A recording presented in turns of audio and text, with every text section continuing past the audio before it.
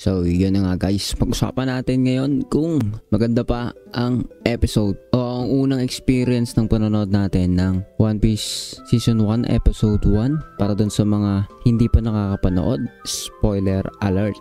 So let's go. So yun na nga guys, nandito tayo at meron tayo ditong makikita ng mga clip. Hindi ko siya ipi-play talaga pero dadaan-daanan ko siya, no? Skip ko dito. So hindi na tayo magpapaligoy-ligoy pa, no? At kung titignan ninyo itong One Piece pag pinanood natin yan guys, sa unang part siguro medyo magkakaroon kayo ng konting mga negative comment or comments na masasabi sa palabas kasi marami naman talagang cons ito, no? Pagdating sa original na One Piece, hindi talaga makokopye. Pero sa akin, isa sa napansin ko, trailer pa lang yung napapanood ko before, ay itong si Roger, no? At least dito sa part na to, at syempre later on makikita ninyo, pati kay Baggy, ay maganda yung ginawa nilang concept ng pagdating sa effects, sa edit, pinilit nilang kopyahin, no? So meron tayong mga tatlong bagay na mababanggit dito. Una, 'di ba? Hindi kagad maganda yung masasabi mo kasi nga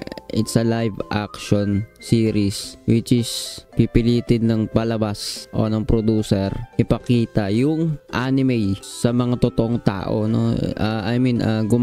Gaganapan ng totoong mga tao.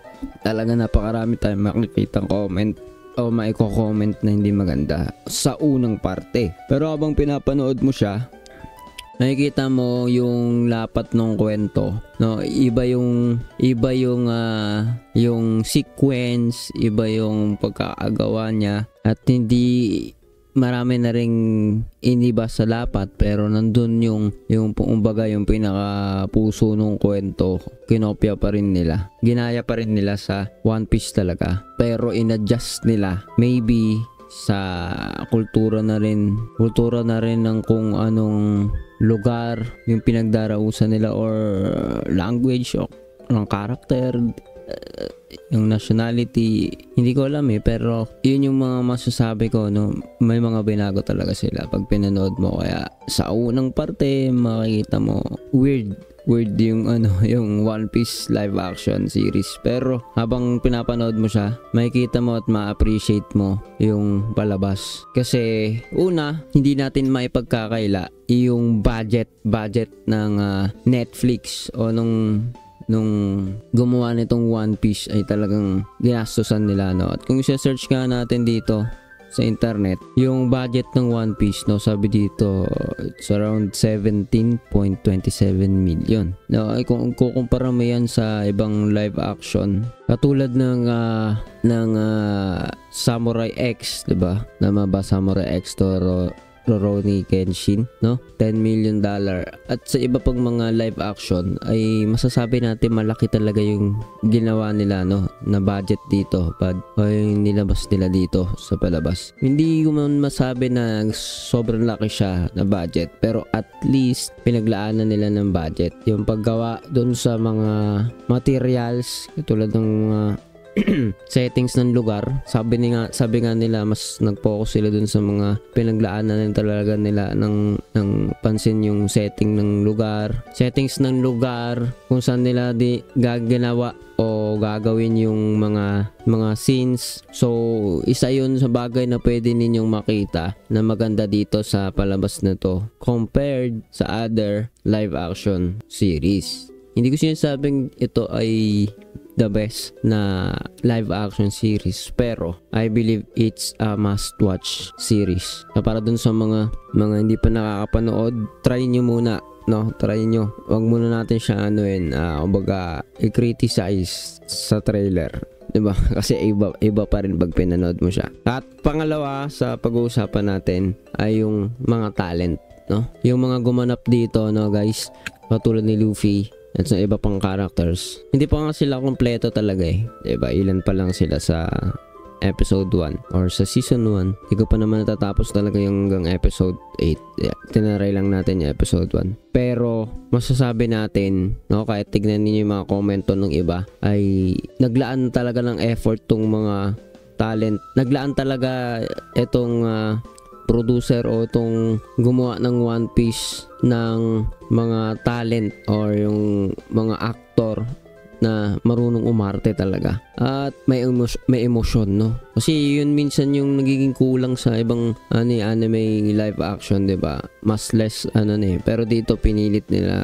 at ibinigay naman nila yung best nila na emotion, talent, efforts, and so on, no? So, isa yun sa bagay na mako-consider natin, no? Kung bakit maganda itong One Piece, no? Kaya habang pinapanood nyo siya, medyo mag-a-adjust ka lang ng feelings mo kasi iba yung damdamin dito sa One Piece live action compared sa anime. So, pati yung kwento ng bata siya, yung tumanda na siya, iba yung itsura na makikita mo, pero para sang One Piece na ibang version parang ganun. So pag pinanood mo siya, una parang sabi ko nga parang Pirates of the Caribbean yung dating, kasi pati mga sounds iba siya sa anime, pero abang tumatagal yung time na pinapanood mo siya, naiiba na